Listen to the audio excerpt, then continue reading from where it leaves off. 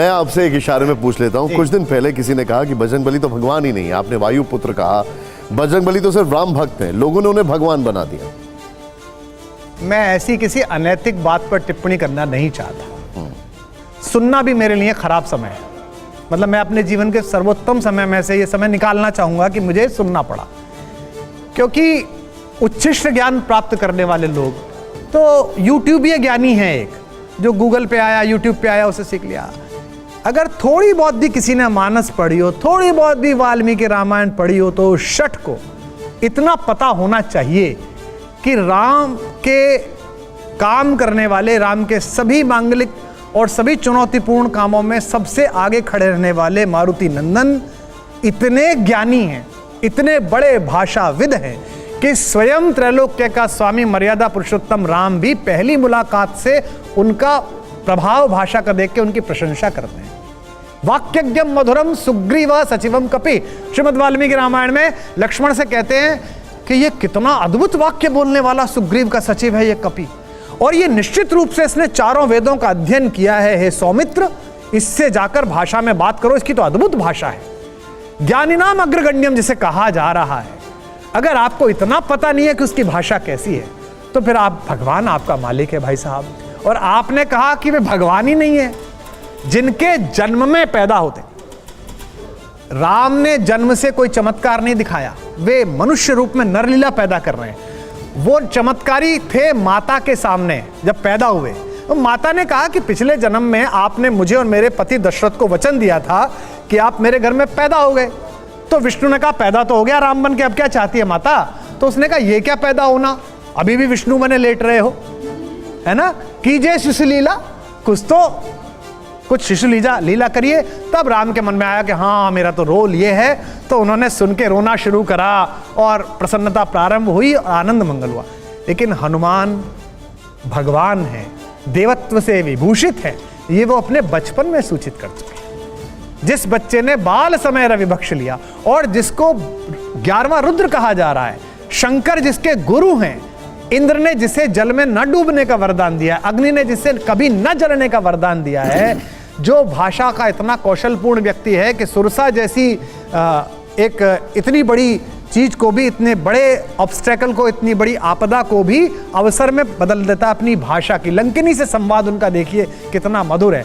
अगर किसी ने इतना भी नहीं पढ़ा है और फिर वो कोई टिप्पणी करे और आप मुझसे टिप्पणी मांगे, तो कृपा पूर्वक इसको कार्यक्रम में तो रहने दें इस टिप्पणी को, लेकिन आप सब भी प्रार्थना करें कि मेरे जीवन के अमंगल क्षणों में से एक क्षण निकल जाए कि मैंने हनुमान जी के बारे में ऐसी बात सुनी। ठीक, 7वीं तस्वीर जो है बताइएगा जरा डॉक्टर साहब। ऐतिहासिक भूल।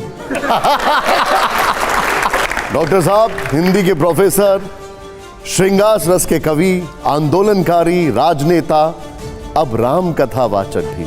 आखिर कौन है कुमार विश्वास? कुमार विश्वास अपनी खुद की पहचान कैसे देखते हैं? देखिए, किसी व्यक्ति की अगर पहचान तय हो गई कि मैं कौन हूं और मुझे क्या करना है, तो इसका मतलब वो अब उपलब्ध हो गया, उसकी यात्रा विराम हो गई। क्या बात। तो एक अच्छे मनुष्य का जीवन, दिनकर जी की पंक्ति हैं, बड़ी वह रूह जो रोए बिना तन से निकलती है, बड़ा वह आदमी जो जिंदगी भर काम करता है। तो मेरे पिताजी 86 वर्ष की आयु में रोज 1 पेज 2 पेज का लेख लिखते हैं।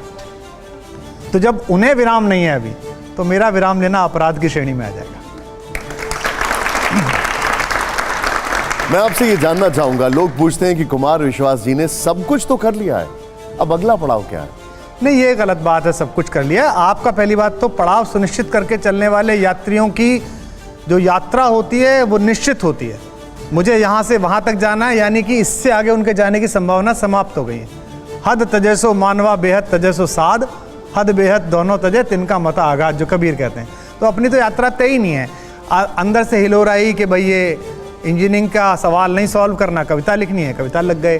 फिर आया नहीं हिंदी पढ़ा, नहीं हिंदी में लग गए। फिर अचानक 2010-11 में एक माहौल बना जिसके शिकार सामने भी और यहाँ भी तो लगा कि नहीं देश बदलेगा, देश बदलेगा, चलो उठाओ नौकरी में इस्तीफा दे दो। 17 साल की नौकरी थी, 2 वर्ष बाद पेंशनेबल होने जा रही थी।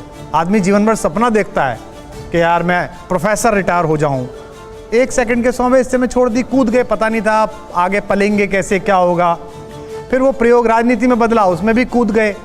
फिर वो राजनीति में थोड़ी सी ऐसी चीज़ें पैदा हुई जो मेरे मन के मानस के अनुकूल नहीं थी, या मैं उनके मन मानस के अनुकूल नहीं था, तो दोनों ने हमने एक दूसरे से नमस्ते कर दी। फिर राम पर अचानक, भगवान पर पिछले 5-6 साल पहले कभी बोला था, उसकी फ्रीक्वेंसी बढ़ गई, लोगों ने बुलाना शुरू कर दिया तो गाना शुरू कर दिया। अब किसी ने श्याम पर बोला है तो श्याम पे चले जाएंगे। बाकी धर्मों पे इसलिए नहीं बोलता हूँ कि आजकल बड़ा संवेदनशील माहौल है। अपने धर्म में तो यह कुछ बोल दो और उसके बाद कोई बोले तो बोल दो कि भाई तेरा ही थोड़ी है, मेरा भी तो धर्म है, राम मेरे भी तो है, दूसरे में तो ऐसा नहीं बोल सकते। तो इस यात्रा का पड़ाव तो कुछ है नहीं, जैसे भगवान ले जा रहा है, जाही विधि राखे राम ताही विधि रही है। वैसे तो कुमार विश्वास मंच पर हो तो किसी भी विषय पर बात हो सकती है, लेकिन मैं शुरुआत करूंगा जो आपने जिक्र छेड़ दिया है, राम से। आपके राम कथा मंचों का नाम है अपने अपने राम। ऐसा क्यों? राम तो एक ही है, राम की सीख, शख्सियत, प्रेरणा हर किसी के लिए एक जैसी होनी चाहिए। नहीं, वो तो ठीक है, लेकिन क्या है कि मेरी माँ जो हैं वो राम को अलग तरीके से देखती हैं, मेरे पिता राम को अलग तरीके से देखते हैं। भरत के यश का वर्णन करते समय भरद्वाज ऋषि भरत से कहते हैं, नव विधु विमल तात यश तोरा। सब ऐसे आपने विद्वान संपादक गण बुलाए जिन्हें पढ़ के देख के मेरी चिंतना का बचपन संवरा है। तो और उसके नीचे कहते हैं कि रघुबर किंकर कुमुद चकोरा। तो मैं अभी पीछे एक दिन मानस पलट रहा था तो मुझे बड़ा इस पे बड़ा आश्चर्य सा हुआ कि गोस्वामी जी ने 2 अलग अलग चीजें क्यों प्रयोग की, कि चकोर भी कहा और कुमुद भी कहा और एक ही राम के लिए कहा। भरद्वाज कह रहे हैं कि भाई हे भरत, तुम्हारा जो यश है ये नवीन चंद्रमा के समान है, और तुमसे प्रेम कौन करते हैं? राम से प्रेम करने वाले लोगों के लिए तुम जैसे कुमुद और चकोर प्रेम करते चंद्रमा से ऐसे हो, तो एक ही बोल सकते थे। तब मैंने ध्यान से उसकी व्याख्या सोची तो मेरे मन में ये समाधान आया कि गोस्वामी जी शायद ये कहना चाहते हैं कि राम 2 हैं, एक राम राजा का बेटा जैसा कबीर कहते हैं, और एक राम जो घट में बैठा, जो अंदर बैठा हुआ है। तो जो कुमुद है वो जल में रहते हुए, कीचड़ में रहते हुए उससे बिल्कुल अलग रहता है, उसके पत्ते पर कीचड़ की एक बूंद नहीं होती। और चकोर जो है वो इसी पृथ्वी पे बैठा हुआ केवल प्रतीक्षा करता रहता है। तो एक सगुण भक्ति धारा वाले लोग हैं चकोर की तरह, जो मूर्ति की तरफ देखते रहते हैं। हाँ, राघवेंद्र सरकार क्या सुंदर आपका विग्रह है, जैसे देखो तो आंसू निकल आए। और एक होता है जिसके अंदर बैठा हुआ राम है, उसे बाहर देखने की जरूरत ही नहीं है, अंदर देखा, दिल में रहती है मेरे तस्वीरें यार, जब जरा गर्दन झुकाई देख ली। राम देखना है, हल्का सा मोड़े, देख लिया। तो 2 व्याख्या हो गई कुमुद चकोर की। तो इसीलिए मैंने इसी दृष्टि से रखा कि सबके अपने अपने हैं। शमशी मीनाई के अपने हैं, इकबाल के अपने हैं, कुमार विश्वास के अपने हैं, बाबा तुलसी के अपने हैं, कंबन के अपने हैं, वाल्मीकि के अपने हैं। गांधी के अपने राम थे, गांधी की हत्या करने वाले जो थे उनके अपने राम थे, बीजेपी के अपने राम हैं, कांग्रेस के अपने राम हैं, आम आदमी पार्टी के अपने राम हैं। राम का राजनीतिकरण हो चुका है। जय श्री राम चुनावी उद्घोष बन चुका है। ममता दीदी कहती हैं कि जय श्री राम नहीं, जय सिया राम बोलो। जनता कंफ्यूज हो चुकी है। कुमार विश्वास जी इस कंफ्यूजन को कैसे दूर करेंगे? पहली बात तो क्या, अगर राम सामाजिक जीवन में है, मैं जिस जगह रहता हूं, जो पश्चिमी उत्तर प्रदेश का हमारा हिस्सा है, मेरठ कमिश्नरी है, वो भाषाई तौर पर थोड़ी खुरदुरी जगह है। हम मेरठ के लोग जो हैं, हम लोग वो मन के बहुत अच्छे हैं, लेकिन हमने इतना संघर्ष झेला है। 1000 साल से जो झगड़ा हुआ हमारे दरवाजे ही हुआ। लोग समर वेकेशन मनाने आ गए, घोड़े पे बैठ के, खच्चर पे बैठ के। हमारा आदमी सोते में भी डंडा उठाता है। हमारा कहा जाता ना कि लखनऊ में एक चौधरी साहब गए तो किसी लखनऊ के बहुत तहसीबदार आदमी ने कहा कि हुजूर चौधरी साहब, मैं आपकी शान में गुस्ताखी करना चाहता हूँ। तो चौधरी साहब बोले करके देख। उनको लग रहा है कि कुछ गलत करना चाहते हैं, जबकि ऐसा नहीं है। तो हम लोगों की प्रतिक्रिया थोड़ी रफ हो गई, हम इस तरह की प्रतिक्रिया में आ गए। तो अगर हमारे जीवन में मेरठ कमिश्नरी जैसे जगह पर भी बच्चा जब पैदा होता है तो सबसे पहली बात उसके कान में उसकी बुआ राम बोलती है, और मनुष्य जब जा रहा होता है तब पूरा समूह उसके पीछे राम बोल रहा होता है। यानी कि पैदा होने से लेके मुक्ति के अंतिम मार्ग तक राम का नाम चलता है। तो अगर राम सामाजिक जीवन में है, आर्थिक जीवन में आप आइए, आप गरीब से गरीब किसान जिसकी 8 बीघे की जमीन है मेरे गांव में, जिसका थोड़ा सा नाज पैदा होता है और उसको वो देता है आड़तीये को, तो उस आड़तीये की जो पहली तराजू होती है उसको 1 में नहीं गिनता, ये मिलीलीटर में, एमएल में सामान बेचने वाले मल्टीनेशनल करोड़पति अरबपतियों के मुंह पे तमाचा है कि तुम इतने बड़े रईस हो, 400 500% मार्जिन खा रहे हो, और मेरा किसान देखो वो कितना ईमानदार है, उसको पता है कि कभी पलड़े में थोड़ा ऊपर नीचे हो सकता है, तो मैं एक भी दाने की बेईमानी का भागी ना बनूं। उठाता है पहला पड़ला और कहता है रामा ही रामा। आप देख लेना कभी भी जाकर गांव में तुलता हुआ देख लेना, रामा ही रामा। दूसरे पे कहता है एका ही एका, तीसरे पे कहता है, दूसरे पे कहता है दोया ही दोया, यानी कि उसका पहला वाला तो टूट फूट में चला गया, कोई कमी हो। तो ये जो उसके आर्थिक जीवन में राम है, तो भैया जी जब सामाजिक जीवन में है, धार्मिक जीवन में है, सांस्कृतिक जीवन में है, आर्थिक जीवन में है, तो राजनीतिक जीवन में भी होगा। इसमें क्या दिक्कत है? अब ये राजनेताओं के, राजनेता कहीं अलग से तो आए नहीं है, हमारे घर परिवारों से आए हैं, और मेरे को तो ज्यादा पता है कि मेरे घर परिवारों से आए मेरे तो डबल बेड की बगल में से लेट के गए मेरे कुर्ते पहन के गए हैं, मेरा पैसा यूज करके गए, गाड़ी यूज करके गए, तो मुझे तो पता ही है कि वो कैसे हमारे घरों से आते हैं। तो अगर वो भी राम को अपने जीवन में उतार रहे हैं तो इसके लिए शुभकामना, और वो धर्म का उपयोग कर रहे हैं, ये मैं इसलिए नहीं रोक सकता कि विश्व में धर्म की सामाजिक अवधारणा जब से लागू हुई है किसी भी धर्म की, तब तब राज सत्ताओं ने उसका सहारा अपनी अक्षमताओं को छुपाने के लिए किया है, और दूसरी राज सत्ताओं ने, दूसरी ताकतों ने राज सत्ता को अपदस्थ करने के लिए धर्म का ये गलत उपयोग कर रहे हैं, ये कह के उन्हें अपदस्थ करने का सहारा लिया है। विश्व इतिहास में यूनान से लेके चाइना से लेके हर जगह ये होता रहा है। तो अगर अब यहां भी हो रहा है, भारत में भी हो रहा है, तो मुझे लगता है धीमे धीमे लोगों में समग्र दृष्टि आएगी, और वो धर्म और आध्यात्मिक चेतना में अंतर करना जिस दिन शुरू कर देंगे, उस दिन राजनीति उनका धार्मिक दुरुपयोग करना भूल जाएगी। कुमार विश्वास जी, एक बात बताइए, बीजेपी और कांग्रेस के राम कैसे होंगे ये तो नहीं पूछूंगा, लेकिन आम आदमी पार्टी के राम कैसे हैं ये तो आपको पता ही होगा। नहीं, देखिए, पहली बात तो मेरा कोई संपर्क नहीं है किसी राजनीतिक विचारधारा से। मेरे लिए जैसे भाजपा है, कांग्रेस है, ऐसे ही वो पार्टी है। ये बात अलग है कि वो मेरे हाथों से उसका निर्माण हुआ, बहुत सारी चीज़ें मैंने बनाई कराई, 13-15 में चुनाव सारा संयोजन किया, लेकिन मुझे पता नहीं। और मैं ये मान के चलता हूँ कि इस समय जो वहाँ वैचारिकी है वो किसी भी राजनीतिक दल से अधिक खराब तो हो सकती है, अच्छी नहीं हो सकती है। क्योंकि क्या होता है कि एक मशहूर केस भारत में एक साधु के खिलाफ हुआ, उस पर एक फिल्म भी बनी है, आपने देखी होगी अभी। उसका निर्णय करते समय भी माननीय न्यायाधीश ने यह कहा कि आप साधु के चोले में थे तब आपने ये किया, इसलिए आप ज्यादा दंड के भागीदारी। तो अगर आप राजनीति में साधु के चोले में हैं और फिर आप राजनीतिक विद्रूपताओं का घटिया इस्तेमाल करें तो आप ज्यादा दंड के अपराधी हैं।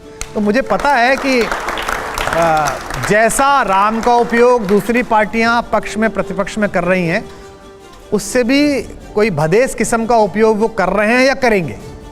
अन्यथा कोई ऐसा नहीं कहता है कि जिस जगह विश्वविद्यालय बनवा दो, और मेरी तो नानी ऐसे कहती थी और वहीं के लिए फिर आपको मैं तो लोगों को भेज रहा हूं।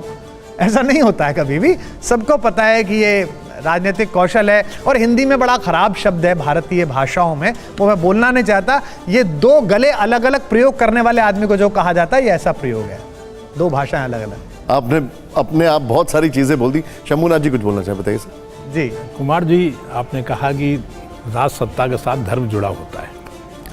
धर्म जुड़ा है तो कम से कम भारत में राज सत्ता के साथ राम जुड़े हुए हैं। क्या रामचंद्र जी जब राजा थे तब भी उनके साथ कोई धर्म जुड़ा हुआ था? ये राम जुड़े हुए थे?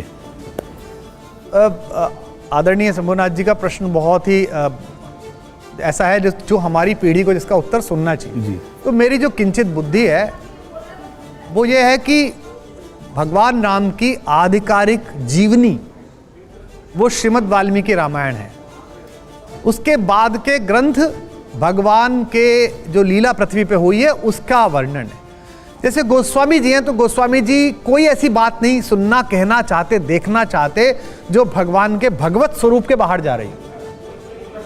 ऐसे सैकड़ों प्रसंग जिन्होंने दोनों ग्रंथों का सम्यक पारायण किया है, मैंने तो कम किया है, ऐसे लोग बता सकते हैं। जयंत के चोंच मारने के समय श्रीमद् वाल्मीकि रामायण में जयंत माता सीता के आंचल में चोंच मार के जाता है, और श्रीमद् रामचरितमानस में वो पैर में चोंच मार के जाता है।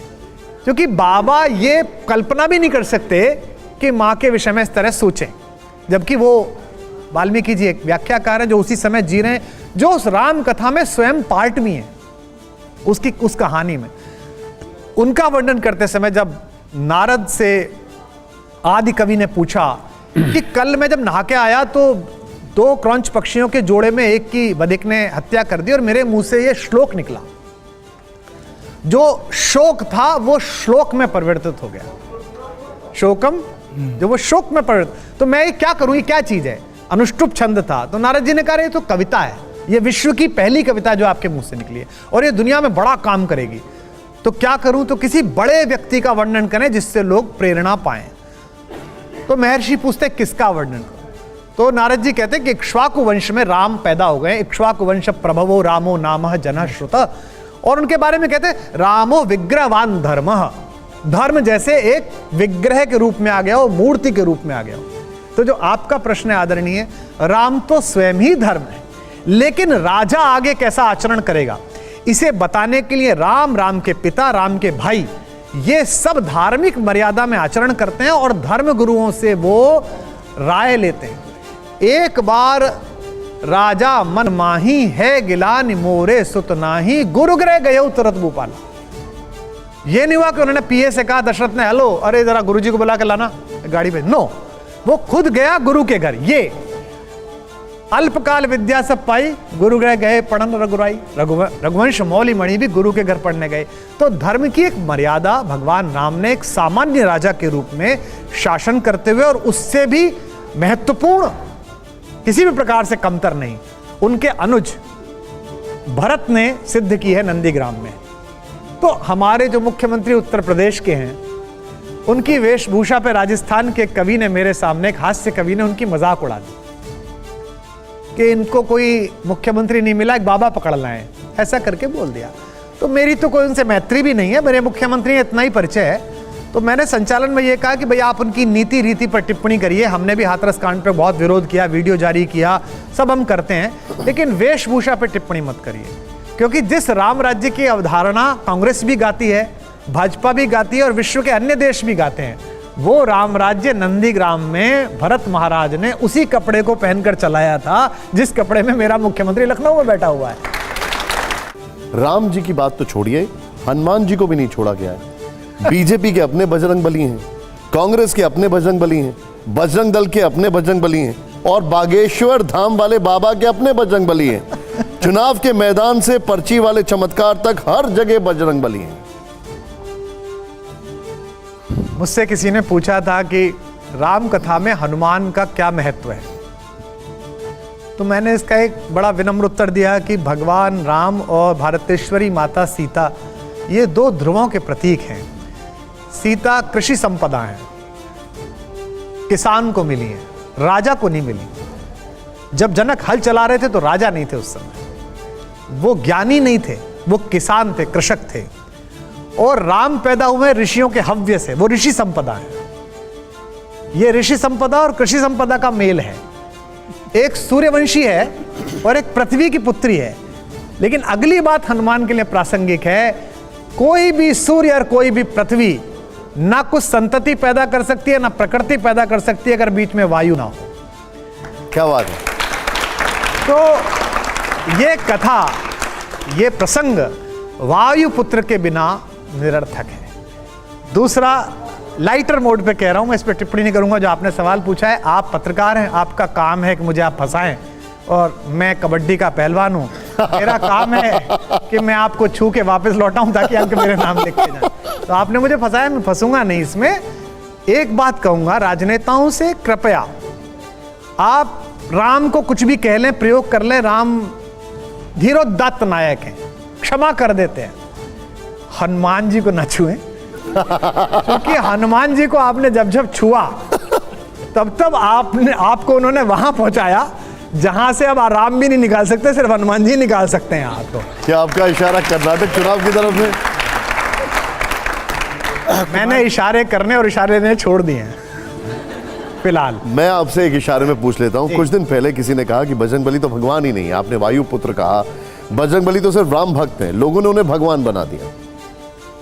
मैं ऐसी किसी अनैतिक बात पर टिप्पणी करना नहीं चाहता।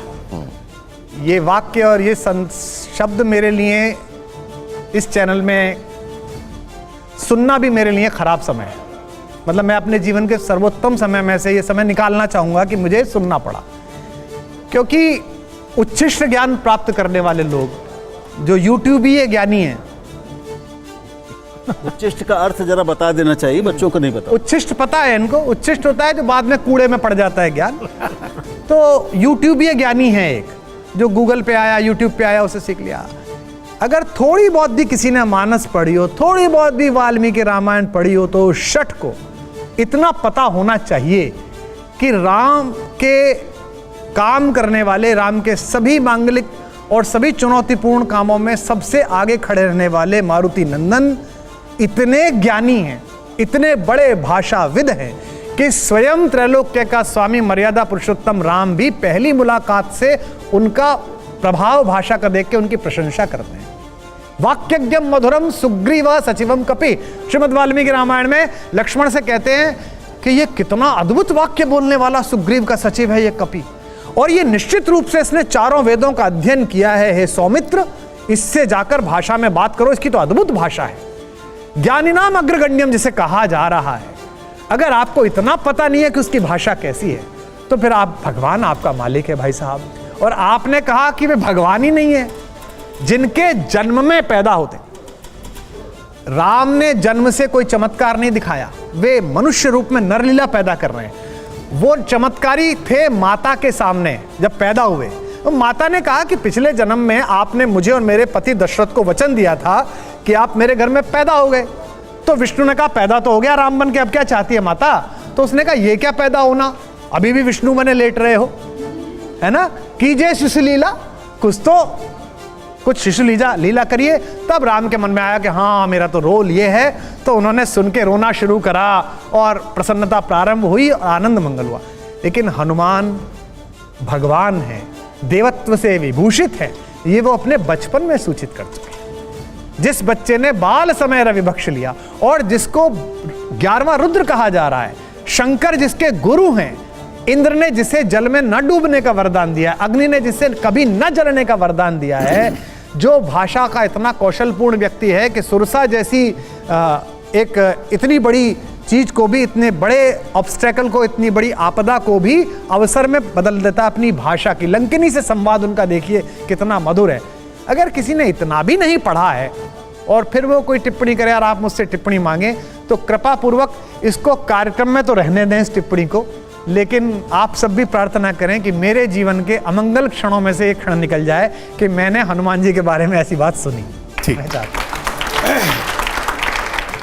राम आस्था के विषय हैं। मैं मानता हूँ कि तर्क के विषय नहीं है। कोई तर्क से समझा दे या कोई जरूरी नहीं है कि जिसने मानस पढ़ा हो वही राम को मानना। निश्चित बात। इस तरह माना जाता है कि अब पॉलिटिशियंस जनता को धार्मिक रूप से दिग्भ्रमित करते हैं। मेरा ऐसा मानना है कि ऐसा नहीं है। तो मेरा ये कहना है कि आजकल जो ये सीन चला हुआ है कि धर्म को भुनाया जा रहा है, क्या आपको लगता है कि वाकई चूंकि कोई पॉलिटिकल पार्टी या कोई भी धर्म की बात करता है तो जो परिणाम आते हैं वो सिर्फ इसके नाते होते हैं? आप आधी शताब्दी से राजनीति देख रहे हैं। मैं तो अभी उम्र के उस पड़ाव पर पहुंचा ही हूँ। राम का विषय काल की परिधि से बाहर है। ये पहली बार ऐसा नहीं हो रहा है कि मेजॉरिटी माइनॉरिटीज़ के बीच में संशय, संवाद में झिझक, ये बीच बीच में ऐसे फेज आते रहते हैं और ये होता रहेगा। मैं जब बहुत छोटा था, मैंने कहा 6-7 साल का रहा होऊंगा, तो मेरे पिताजी कॉलेज में प्रोफेसर थे और गांव जाते थे। तो एक बार मैं उनके साथ गांव जा रहा था, कई बार मैंने देखा तो हमारे गांव के बाहर माइनॉरिटीज़ की, सीधे बोलूं तो मुसलमानों की बस्तियां थी और बस से उतरने के बाद वो 1-1.5 किलोमीटर का रास्ता पैदल पार करना पड़ता था। तो वहाँ कई खान साहब चाचा वगैरह बैठे रहते थे। तो मेरे पिताजी जाते समय, निकलते समय उनको नमस्ते करते थे, चाचा राम राम। और मेरे पिताजी का नाम है डॉक्टर चंद्रपाल शर्मा और उनका गांव में नाम है चंदर। तो मैंने अक्सर देखा था कि जो बूढ़े बुजुर्ग थे वो इधर से बोला चाचा राम राम, राम राम चंदर मास्टर, और भैया ठीक है ये छोटा वाला दीख है, बेटा बाबा से राम राम करो। तो बिना ये जाने कि बाबा मौलाना कौन से हैं, मैं बाबा राम राम, राम राम, जीते रहो बेटा। ना तो चंदर मास्टर को यह कहने में दिक्कत आई कि ये बाबा है, ना उन खान साहब बाबा को उस समय दिक्कत आई ये कहने में कि ये पोता है। क्या बात है। ये समय था और ये समय लौटेगा, लेकिन ये लौटेगा कैसे सर? ये लौटेगा ऐसे जब राजनीति के इस कुचक्र को खान चाचा और चंदर मास्टर दोनों एक जैसा समझें। अब खान चाचा कुछ और समझे और चंदर मास्टर कुछ और समझे तो ये कभी नहीं आएगा।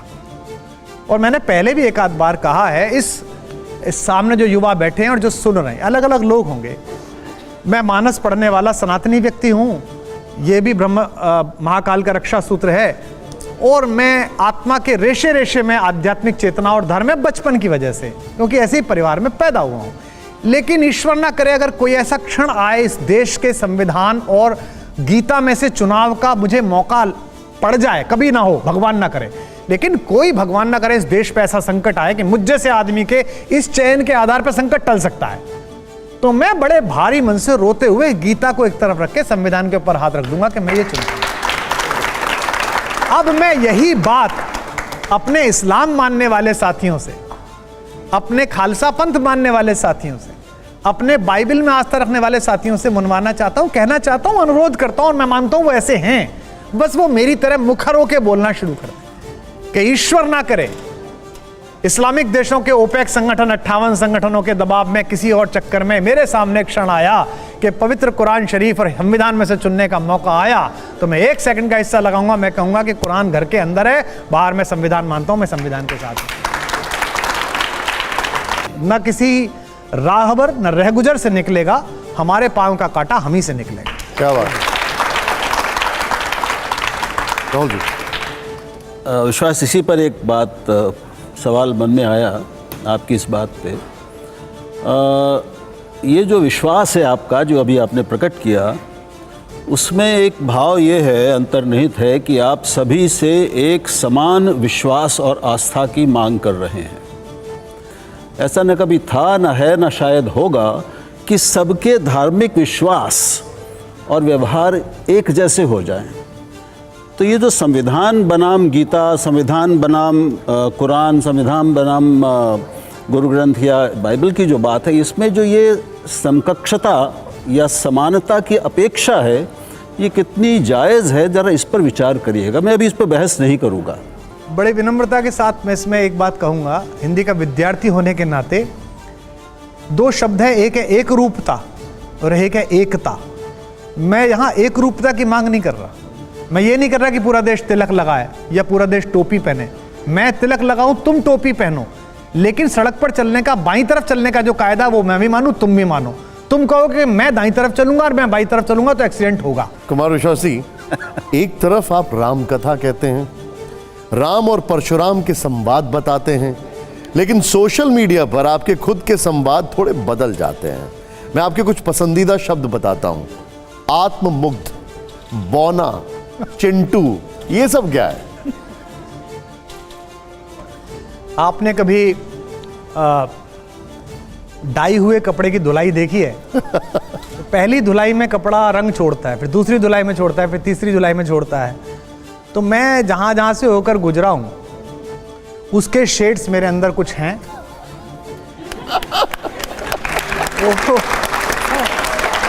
अच्छा है इसको अपना खाटीपन, वो कई बार बाहर निकल जाते हैं। और मैं ये क्यों मानूं कि मैं एब्सोल्युटली सही हूं? मुझ में 50 कमियां हैं, 100 ही होंगी बल्कि, जिन पर मैं निरंतर काम कर रहा हूं, और कुछ आयु से भी छूटती हैं। आप गंभीर होते हैं, आप बड़े होते हैं, आप माफ़ करना सीखते हैं, आप भूलना सीखते हैं, आप आगे चलते हैं, तो इसलिए हो जाती है। और जहाँ तक आपने शब्द कहे, अभी भी ऐसा प्रतीत होता है, लगता है कि नील की कोठरी से आप निकले नहीं हैं, तो अभी बहुत धुलाई में नील निकलने वाला है आगे भी, ऐसा लगता है कभी कभी। क्योंकि ये भी हो सकता था कि प्रेम की कविताओं का कवि, जब प्रेम की प्रतिस्थापना ही सबसे ज़्यादा हिली हुई है देश में, समाज में, घरों में, विवाहों में, परिवार में, हर जगह पे आप देखिए असहिष्णुता और प्रेम की रिक्तता ये साफ दिखाई देती है। ऐसे समय में प्रेम की प्रतिस्थापना वाला कृष्ण, जो प्रेम का नायक है, उसकी प्रतिस्थापना भी कुमार विश्वास कर सकते थे।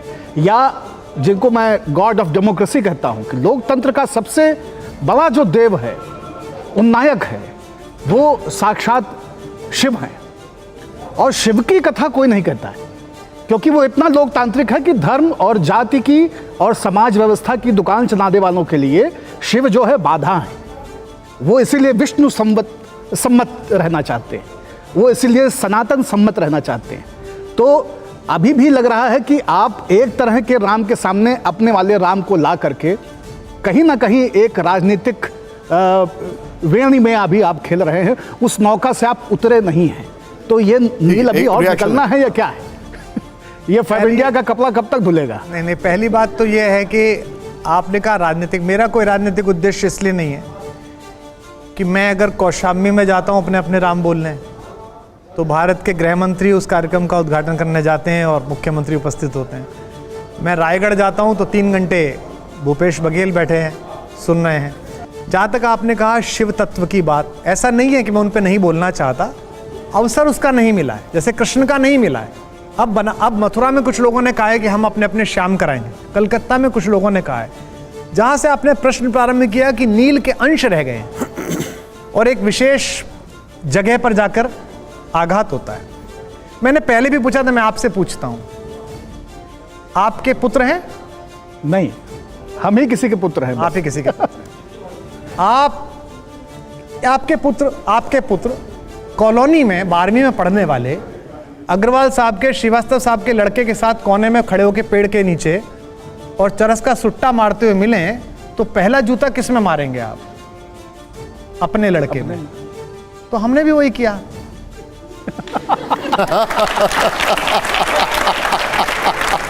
हमने क्या किया? यही तो किया। जी जी भाई वो भाजपा कांग्रेस वो तो कह ही रहे थे कि हमारी तो दुकान है, उन्होंने तो कह रखा है, काउंटर लगा रखा है भाई।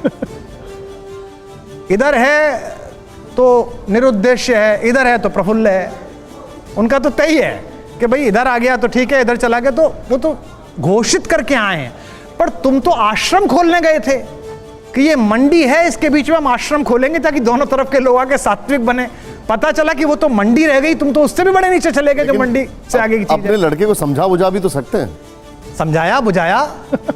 लड़का एक दिन दारू पी के बोला इट्स माई लाइफ डैडी। तो मैंने कहा भाई तेरी लाइफ है तो तू भुगत, अब तू अपनी लाइफ में भुगत रहा है। इट्स नाउ और नेवर। ठीक है, तो ठीक है। पॉलिटिकल हो गया है, तो मैं अब आपको एक थोड़ा सा अलग चीज पे लेके जा रहा हूं। जहां ना पहुंचे रवि वहां पहुंचे कवि। डॉक्टर साहब, आप देश के बड़े कवि हैं। अब मैं एक रैपिड फायर राउंड दिखा रहा हूं और इसमें आपके सामने एक तस्वीर रखेंगे और जो पहला वाक्य आपके जहन में आएगा वो आपको बताना होगा। जोरदार तालियां दीजिए जरा रैपिड फायर राउंड के लिए। यहां पर जो मैं आपके सामने जो तस्वीर दिखा रहा हूं कुमार विश्वास जी, और ये सिर्फ आपके साथ ये वाला रैपिड फायर क्योंकि आप हमारे से, ये मैं आपको दिखा रहा हूं। आइए जरा प्ले ऑन करिए पहली तस्वीर और कुमार विश्वास जी का पहला रिएक्शन। भारत का विचार। क्या बात है, जोरदार तालियां हो जाए। दूसरी तस्वीर दिखाइए जरा। असंवैधानिक असहमति। जोरदार तालियां। तीसरी तस्वीर। पहला सवार। पहला सवार। एक और तस्वीर, हमारी चौथी तस्वीर दिखाइए जरा। योद्धा। योद्धा। पांचवी तस्वीर। संकल्प। संकल्प। छठी तस्वीर, अब बताइएगा एक वर्ड में आप मुझे जरा दिखाइए। भोला प्रयास।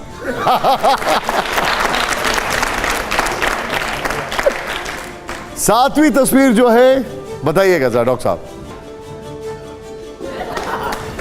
ऐतिहासिक भूल।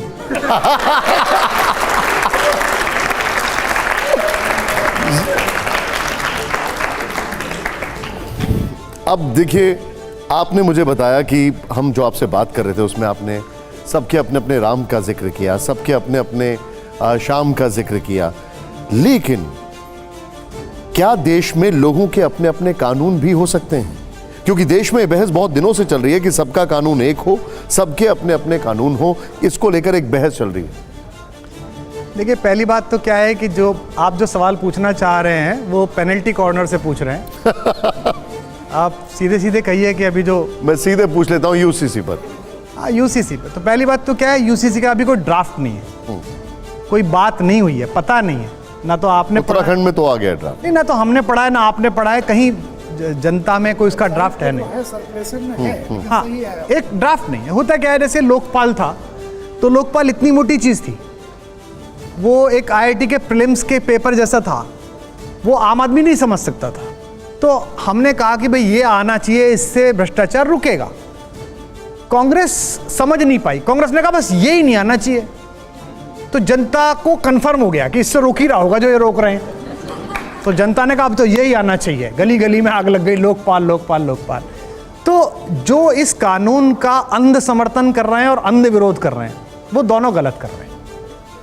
एक कानून की प्रक्रिया है इस देश में कि निर्वाचित प्रतिनिधि विधानसभाओं में, लोकसभाओं में, भद्र पुरुष लोग, वो बैठ के वहाँ विचार विमर्श करते हैं। जैसा वो करते हैं दुनिया देखती है। अब जैसे भी हैं वो, हम ही ने चुने, वो बैठ के इस पे विचार विमर्श करें, बात करें, संवाद करें, और फिर इसका हिंदुओं को क्या नुकसान है, हिंदुओं को क्या फ़ायदा है, इस्लाम में मुसलमानों को क्या नुकसान है, उनको क्या फ़ायदा है, और इन सबसे ऊपर उठ के देश को क्या फ़ायदा है, और क्या एक नया कानून जो आ रहा है उससे हमारी राष्ट्रीय प्रगति में कोई फ़ायदा होगा, ये होना चाहिए। हाँ, मौलिक तौर पर प्रधानमंत्री ने अभी इस विचार का बीजारोपण नागरिक आचार संहिता और नागरिक वैचारिकी में किया है। एक रैली में उन्होंने बात कही है। मूल रूप से मुझे ये विचार अच्छा लगता है कि किसी भी देश में एक कानून एक जैसा होना चाहिए। जैसे आप कहते हैं कि एक देश एक विधान होना चाहिए, मैं इसके बारे में नहीं कह रहा, पर मैं कह रहा हूं कि कानून एक जैसे, ड्राइविंग लाइसेंस एक जैसा मिलना चाहिए, राशन कार्ड एक जैसा बनना चाहिए, बैंक का खाता एक तरह से बनना चाहिए। अब मैं केरल जाऊं और मुझसे कहें नहीं बैंक के खाते में तो आपके 1 बीघे जमीन की रजिस्ट्री लगेगी, तो केरल में खाता ही नहीं खोलूंगा मैं। जैसे अलग अलग सबके पर्सनल लॉस हैं, उस पर आपकी टिप्पणी? इसी की मैं कह रहा हूं कि इसकी चर्चा होनी चाहिए। ये चर्चा हो, विचार हो, देश सहमत हो। किसान आंदोलन में क्या हुआ, यही तो हुआ। इस देश में शिक्षा नीति भी बदली गई, कोई बहुत हंगामा नहीं मचा। 2, 4, 5 जो जन्मजात असहमत लोग हैं, जो अपने जन्म में भी असहमत हैं कि हम गलत समय में पैदा कर दिए गए हैं, ऐसे कुछ लोग हैं, उन्होंने 2-4 लेख लिखे। कुछ लोग हैं जो असहमत ही हैं, जो मतलब माता पिता से भी असहमत हैं कि ऐसा क्यों, मतलब हम क्यों, हमारा क्या मतलब था। बाकी लागू हो गई, लोगों ने अपनी बात कही। किसान आंदोलन में भी यही था कि वैचारिकी का निर्माण नहीं हुआ, उस पर चर्चा नहीं हुई। शायद इसीलिए एक पक्ष जो था बहुत एग्रेशन में आया, और अल्टीमेटली उस एग्रेशन की तीव्रता को देखते हुए सरकार को निर्णय लेना पड़ा कि अभी से रोकते हैं। तो मेरा कहना यह है, प्रधानमंत्री जी ने अभी पहला विचार दिया है। हाँ, एक विचार के रूप में ये एक विचारणीय और स्वागत योग्य बात है कि देश में अधिकांशतम कानून एक जैसे होने चाहिए। कास्ट, क्रीड, रिलीजन से ऊपर उठ के हमें कुछ कानून मानने चाहिए। लेकिन ये कानून कैसे पास होगा, इसमें वही राहुल जी का एक प्रश्न कि समतामूलक समाज बनाने में अलग अलग लोगों की आस्थाएं कहाँ कहाँ प्रभावित होंगी और किस पर सहमति का स्तर बन सकता है। राकेश है कुमार विश्वास जी, मैं आपको बहुत वर्षों से देख रहा हूँ और मंच के आप एक तरह से बादशाह हैं, इसमें कोई दो राय नहीं है। जब आप बोलते हैं तो आपके मुंह से सरस कविता बहती है। और मैंने जो आपको देखा सुना, खास तौर पर अन्ना आंदोलन में, कौन चलेगा आज देश से भ्रष्टाचार मिटाने को, बर्बरता से लोहा लेने, सत्ता से टकराने को, आज देख ले कौन रचाता मौत के संग सगाई है, और तिलक लगाने तुम्हें जवानों क्रांति द्वार पर आई है। तो हम आपको रामलीला मैदान में क्रांति के मंच पर देख रहे थे, आप अचानक जो है केजरीवाल को छोड़कर अलग हो गए। अब वो अलग हो गए कोई बात नहीं, आप अन्ना को छोड़कर क्यों अलग हो गए? पहली बात तो क्या है कि मैं अलग और आप कितने दिन गए अन्ना के पास, उसके बाद गए सच से बताइए ईमानदारी से, राम को साक्षी मानकर, आप रालेगढ़ सिद्धि गए कि नहीं गए? और नहीं गए तो क्यों नहीं गए? दो प्रश्न है। पहली बात तो मैं अलग हो गया। 1947 में आज़ादी आने के बाद, आप सब मुझसे अधिक पढ़े लिखे लोग हैं, प्रधानमंत्री के बाद उप प्रधानमंत्री की रेस में जिस व्यक्ति का सबसे बड़ा नाम था, अचानक संयोग से आपने उनके लिए जो पंक्ति प्रयोग की थी, दिनकर जी ने वो प्रयोग कर दी। वो उकता के पटना जाके बैठ गए कि मुझे नहीं फंसना इस चक्कर में। उन्होंने जो माहौल देखा सरकार बनते समय, तो जयप्रकाश जी पटना जाके बैठ गए। इस देश ने 30 साल बाद ही जब लोकतंत्र की वर्तिका कपकपाई एक महिला के अहंकार के आगे, तो हथेलियां कौन सी चुननी है इस ज्योति को बचाने के लिए, वो इस देश के राजनेताओं की नहीं चुनी, समय द्वारा खारिज कर दिए गए, राजनीति द्वारा तिरस्कृत कर दिए गए उस तपस्वी की सुनी जो पटना में बैठा हुआ था, जिसका नाम जयप्रकाश नारायण था। तो मैं, पहली बात तो मैं खारिज आदमी नहीं हूं। They also serve only stand and wait. मैं रथ का टूटा पहिया हूं, इसे फेंको मत। इतिहासों की सामूहिक गति झूठी पड़ जाने पर न जाने किस अभिमन्यु को इसका उपयोग करना पड़े। तो आज तक भी जो संगठन मैंने बनाया था उससे ना मैंने इस्तीफा दिया, ना किसी धूर्त की औकात हुई कि वो मेरे बारे में एक ट्वीट करके मुझे निकाल दे। नैतिक बल का लोप देखिए। संक्षेप में बात जाए, आप जो है प्रतीक्षा कर रहे हैं? नहीं, हाँ, परशुराम की प्रतीक्षा। मैं सिर्फ इस समय में इस देश में एक ऐसी आवाज के रूप में सदा जीवित रहना चाहता हूं कि जब सब बायस्ड हो जाएं, सबके राजनीतिक हित हों, उस समय अगर देश में इनमें से कोई नौजवान देखे कि ये आदमी बोलेगा सच, तो मैं सच बोलता दिखाई दूं। तो क्या मैं सच कहता दिखाई। गांधी को एक्सेप्ट नहीं किया इस देश ने? किया, उनके विरोधी खड़े हो गए। जेपी के बाद भी जेपी के लोगों ने, अटल बिहारी वाजपेयी ने कविता लिख दी कि क्षमा करो, गांधी ने क्षमा करो वचन भंग के हम अपराधी, राजघाट की प्रतिज्ञा जो है रह गई आधी। क्या जवाब सुन लेते। क्या जयप्रकाश जी ने या गांधी जी ने सच इसलिए बोला था कि लोग एक्सेप्ट करेंगे कि नहीं करेंगे? सच सच होता है, इसलिए थोड़ी होता है कि ताली बजाएंगे। ना बजाएं ताली। अन्ना के जीवन में आपने क्या देखा और अन्ना से फिर मिले कि नहीं? दूसरा सवाल, अन्ना के जीवन में क्या देखा? दूसरा सवाल, ये जा रहा होगा लाइव। हमारे आंदोलन के निकले हुए या तटस्थ हुए या बाहर बैठे लोगों में अगर कोई एक व्यक्ति आंदोलन के बाद और आंदोलन की राजनीतिक परिणति के बाद अन्ना हजारे से मिला है, तो वो मैं आपके सामने बैठा हूं। बहुत बढ़िया, बहुत धन्यवाद। आज की तिथि में भी मेरा उनके लोगों से, उनसे संवाद बदस्तूर है। और जो भी कोई व्यक्ति ये कहता है कि अब वो क्या कर रहे हैं, मेरा कहना है कि एक व्यक्ति ने अपना काम किया, कोशिश की, प्रयास किया जगाने की, उसका प्रतिफल नगरपालिका की एक चेयरमैनी बनी, तो इसमें उसका दोष नहीं है।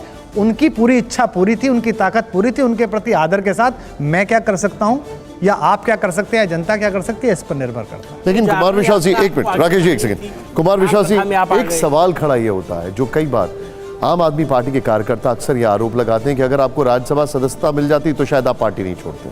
नहीं, दो अलग अलग बातें हैं। कुछ लोग कहते हैं ये इसलिए बोल रहे हैं कि राज्यसभा नहीं मिली। मैं दुलटा कहता हूं, मैं बोल रहा था इसलिए राज्यसभा नहीं मिली। मुझसे टीवी चैनल पर मुंह मत खुलवाइए। इस देश के पहले 5 बड़े चैनलों में वो पत्रकार आज भी नौकरी करते हैं जिन्होंने सेना से सबूत मांगने वाले वीडियो को पहले बैठ के वहां देखा था। टेलीप्रॉम्प्टर पे पढ़े जाने वाली उस ड्राफ्टिंग में फेरबदल की थी उन पत्रकारों ने। हाँ अरविंद जी, ये ठीक रहेगा, हाँ ये आप सही कह रहे हैं। मैं चुप हूं तो इसका मतलब आप ये मत समझिए कि मैंने लड़ना छोड़ दिया है। हथियार मैंने टांगे हैं, शमी के वृक्ष पे चलाना नहीं भूला हूं अभी। लेकिन तो क्या एक चीज इसमें नहीं, मैं आपको बताऊं तो मेरा कहने का तात्पर्य है कि मैं तब भी बोल रहा था कि सेना के शौर्य के सबूत मत मांगो। युद्ध के लिए जाते हुए सिपाही के लिए वो रात सुहाग रात होती है और सुहाग रात के सबूत नहीं मांगे जाते हैं। 9 महीने बाद पूरे गांव को पता चलती है कि मन गई थी, पूरी सबको पता चली कि मनी उसके बाद जो हुआ। तो मैं तब भी कह रहा था कि सब बातें मत करो।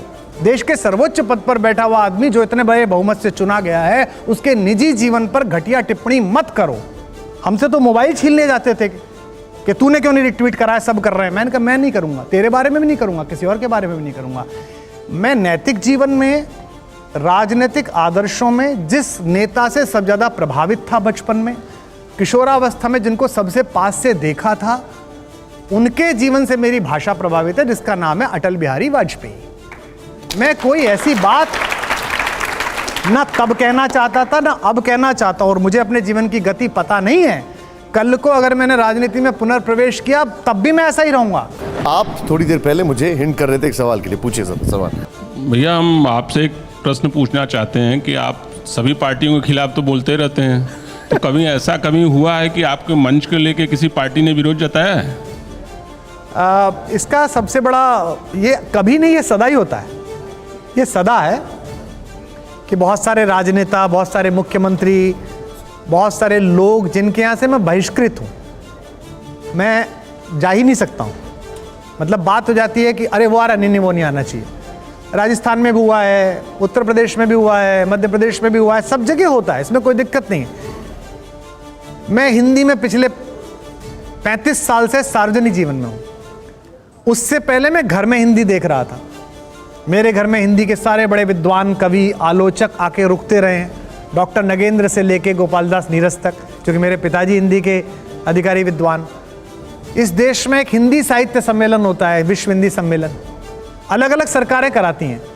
मैं नहीं गया, ये महत्वपूर्ण नहीं है, मैं आज तक बुलाया भी नहीं गया उनको। वो उसमें खूब सारे लोग जाते हैं, अफसर, उनकी बीवियां, मनोरंजन, महिला पुरुष सब जाते हैं, लेकिन मैं नहीं बुलाया गया।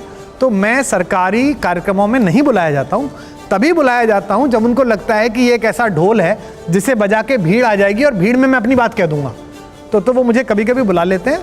तो किसी सार्वजनिक पुरस्कार में मेरा नाम नहीं है, कभी आज तक नहीं मिला। कभी मुझे कोई अकादमी सम्मान नहीं मिलेगा और मिलेगा भी नहीं, और उसकी अपेक्षा भी नहीं है। ये मैं आज ही घोषणा कर दूं। कुमार विश्वास जी, मैं अब जरा शुद्ध राजनीति की थोड़ी बात करूंगा। क्यों करते हो आप इतनी बात? थोड़ी जरूरी। 24 घंटे का चैनल है, उसमें कर लेना 23 घंटे में, उससे क्यों कर रहे हो? 2024 की लड़ाई अब दिलचस्प होती जा रही है। विपक्षी एकजुट होने की कोशिश में, आपकी टिप्पणी इस पर? अच्छा है, युद्ध तो अच्छा होना चाहिए, दोनों तरफ घनघोर होना चाहिए। एक तरफा क्या युद्ध हुआ, ये तो कोई बात थोड़ी होती है।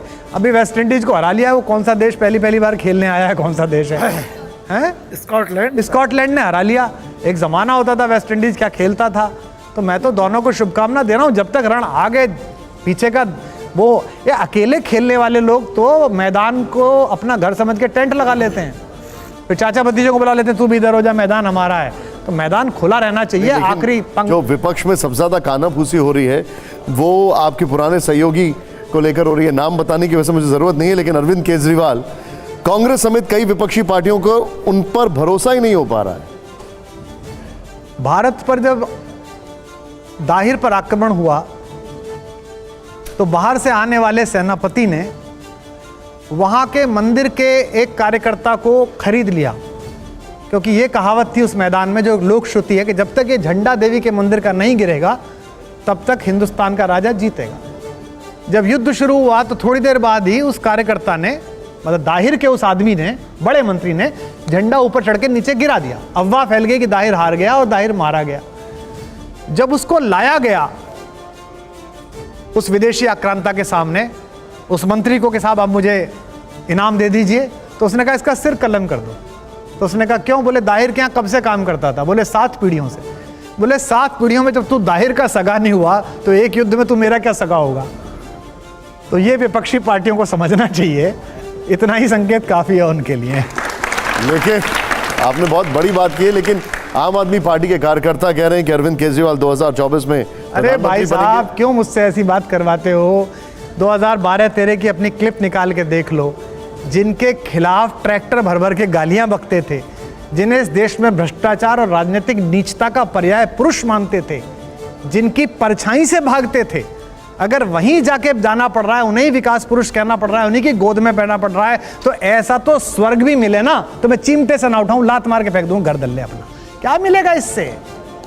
अरे खाएगा वही 2 रोटी। मधुमेह हो रहा है, इंसुलिन तो उतनी लगाएगा, वो भी 2 रोटी ढंग की ना मिल रही, मिठाई खाने का मौका ना मिल रहा।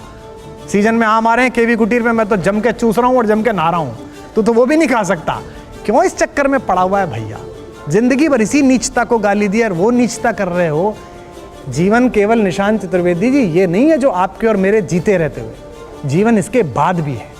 मेरे नाम पर मेरा पोता ना थूके और उसका पोता ना थूके, ये भी तो देखना पड़ेगा। ये तो अभी ऐसा निर्णय कर रहे हैं कि इनके नाम पे औलादें थूकें, आंदोलन में लोग निकलने को तैयार ना हो, तो क्यों ऐसा करवाना चाहते हैं? नीचता है, गलत प्रसंग है, कहाँ राम में आप ये सब चीजें ले आते हैं?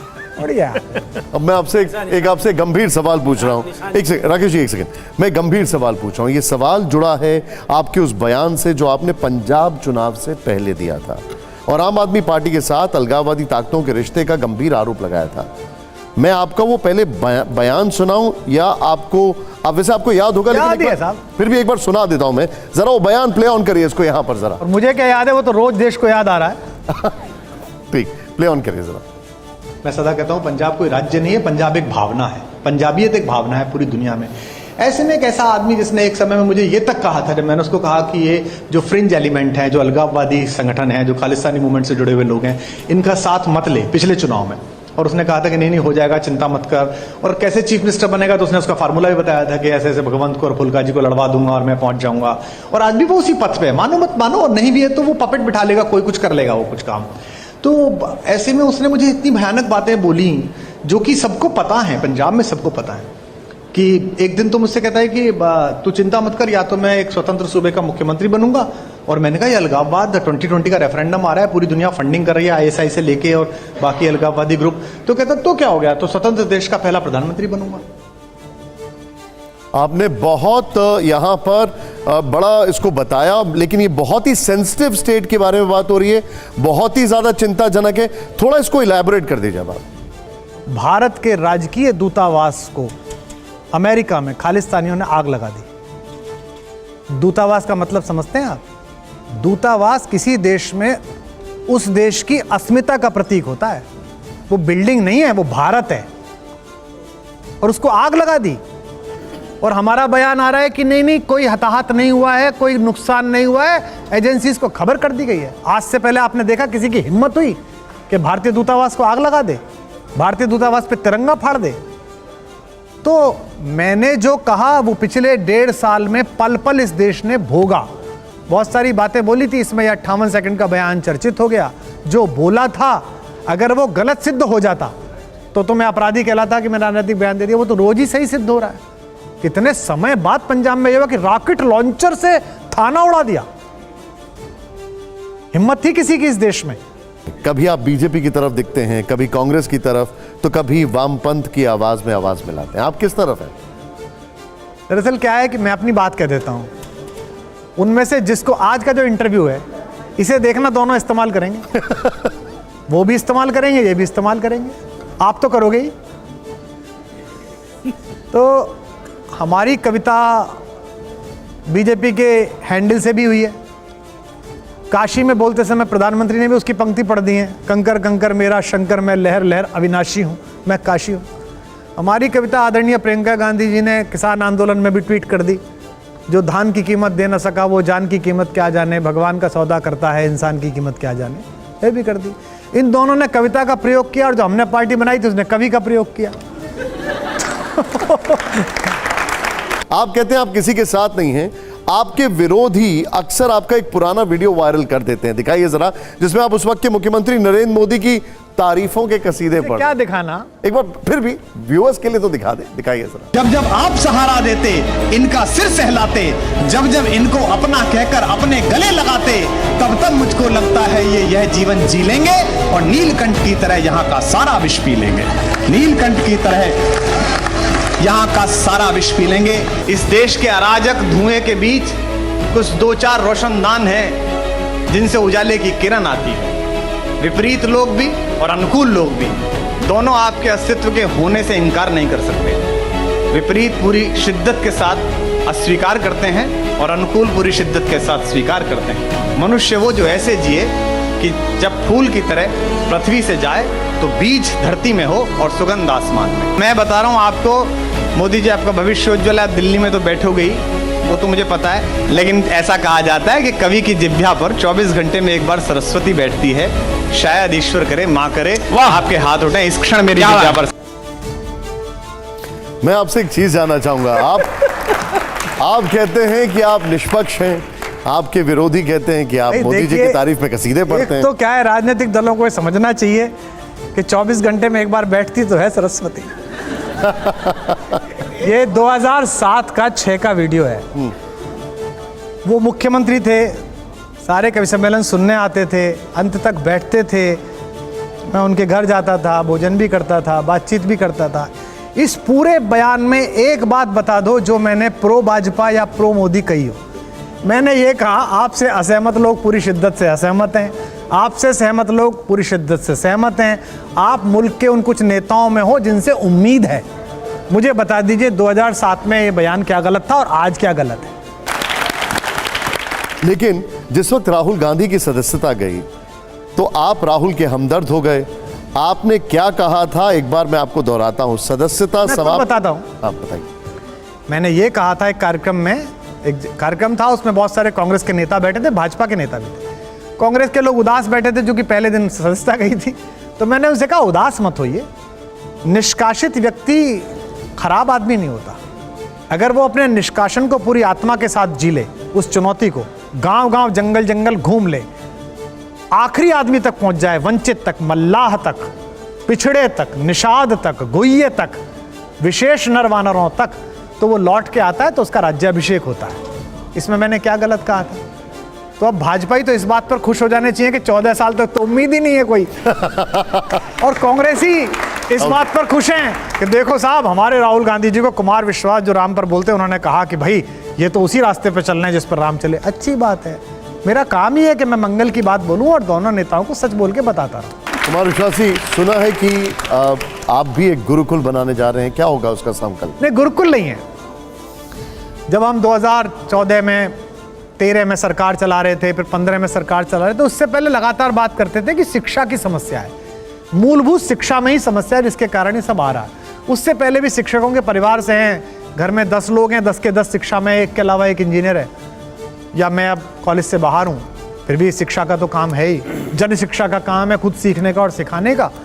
तो एक स्कूल ऐसा बनना चाहिए जहाँ जो 5 कोश हैं मनुष्य के, अन्नमय कोश, प्राणमय कोश, आनंदमय कोश, विज्ञानमय कोश और मनोमय कोश, सब में जो उसका भोजन हो वो सात्विक हो, ताकि 18 वर्ष की आयु में जब वो बाहर निकले तो हम समाज को एक बहुत ही सुंदर मनुष्य दे सकें। यानी कि वो जो खाए वो ऑर्गेनिक हो, वो जो सुने वो ऑर्गेनिक हो, वो जो पढ़े वो ऑर्गेनिक हो, उसमें किसी प्रकार की मिलावट ना हो। तो मैंने उसके 40-50 पॉइंट लेके एक परिकल्पना की। 200 एकड़ में वो भारत कुलम बनना है और अपने राम जो मैं कार्यक्रम करता हूँ, ये भी शायद पहली बार मैं कहीं बता रहा हूँगा, उसमें जो भी पारिश्रमिक मिलता है, मानदेय मिलता है, उसे मैं नहीं लेता हूँ। वो मैंने एक ट्रस्ट बनाया, मैं उसमें उसे दे देता हूँ। घर कवि सम्मेलन से चलेगा और ये लोकमंगल का काम आध्यात्मिक चेतना से और धर्म के काम। बहुत ही अच्छी कोशिश। तो कोशिश ये है, अभी तो जमीन ढूंढ रहा हूँ, जमीन मांग रहा हूँ। सवाल है जी, अभी सर एक मिनट, राकेश जी, इसमें फीस का ये राजेश जी सही पूछ रहे हैं, इसमें इसको सुचारू चलाने के लिए आधे विद्यार्थी तो फीस पर हों और आधे विद्यार्थी वो जो लोकल चेन होती हैं छोटी वाली, बचपन है, मदर्स प्राइड है, उनमें एक कंपटीशन करा के आभावान बच्चों को पहचानना, हैव नॉट्स, ऐसे जो बिल्कुल आ नहीं सकते, उनको वहां तक लाना और 100% फ्री पढ़ाना। बहुत ही बढ़िया, ये मैं चाहूंगा जोरदार तालियां, एक बहुत अच्छी कोशिश है। कुमार विश्वास जी, आखिरी पड़ाव इस शो का, और आखिरी पड़ाव में आपके बगल में एक प्ले कार्ड रखा हुआ है, वो देखिए आप। अब वो है कैमरा, मुझे वैसे आपको क्या कैमरा बताना, वो सामने कैमरा है, मैं आपसे सवाल पूछूंगा, यस नो, और वरना आप सीधे पास भी कर सकते हैं। ये रैपिड फायर राउंड है, ये देखिए आपने पहले उसको, हालांकि अभी तक आपने मुझे सारे सवालों के जवाब दिए, दिखाइए जोरदार पहले तालियां हो जाएं और हर जवाब पे ताली जरूर होनी चाहिए। आइए जरा, रैपिड फायर राउंड में हमारा पहला सवाल क्या है, दिखाइए जरा। कश्मीर से धारा 370 हटाया जाना सही था?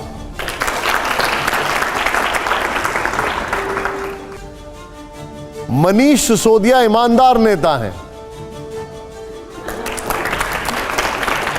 अगला सवाल, राहुल गांधी की भारत जोड़ो यात्रा हिट थी? निश्चित रूप से। फिर एक और सवाल, अरविंद केजरीवाल में देश के प्रधानमंत्री बनने के गुण हैं?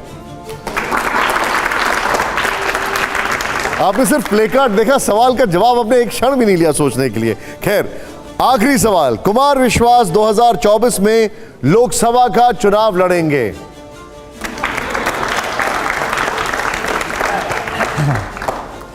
देखिए, आखिरी सवाल का जवाब रिक्वेस्ट करूंगा, आखिरी सवाल का जवाब यह है, नहीं, आखिरी सवाल का जवाब यह है कि इस देश में ना लोग बाग बड़े जजमेंटल हैं। मैं बच्चों की कसम खाता हूं कि ये नहीं करूंगा, मैं बच्चों की, क्यों ऐसा झूठ बोलते हैं? आपको पता ही नहीं है कि आपको क्या करना पड़ेगा, आपको पता ही नहीं है कि आपको किस दिशा में जाना पड़ेगा, उसमें आप एक पहले ही कह दें मैं ऐसा करूंगा, ऐसा नहीं। खुदा थोड़ी हुए हैं, भगवान थोड़ी हुए हैं आप। ठीक है, हमने आप जब अब ये खत्म हो गया शो, लेकिन आप जब आ रहे थे तो एक कविता आपकी सुनाई थी। जाने से पहले आपके बगल में वो माइक रखा है, मैं चाहूंगा एक बार प्लीज आप उसकी कुछ पंक्तियां हमारे लिए। कि साथ रहो तो सबसे बेहतर, साथ रहो तो सबसे बेहतर, मौन रहो आभारी है। साथ रहो तो सबसे बेहतर, मौन रहो आभारी है। सत्ता की कविता से केवल इतनी रिश्तेदारी है। सत्ता की कविता से केवल इतनी रिश्तेदारी है। सारी दुविधा प्रतिशत पर है, सारी दुविधा प्रतिशत पर है, सच कितना बोला जाए। सारी दुविधा प्रतिशत पर है, सच कितना बोला जाए। गूंगे सिखा रहे हैं हमको, मुंह कितना खोला जाए। क्या बहुत बहुत शुक्रिया कुमार विश्वास जी, बहुत बहुत आभार आपका। Thank you so much.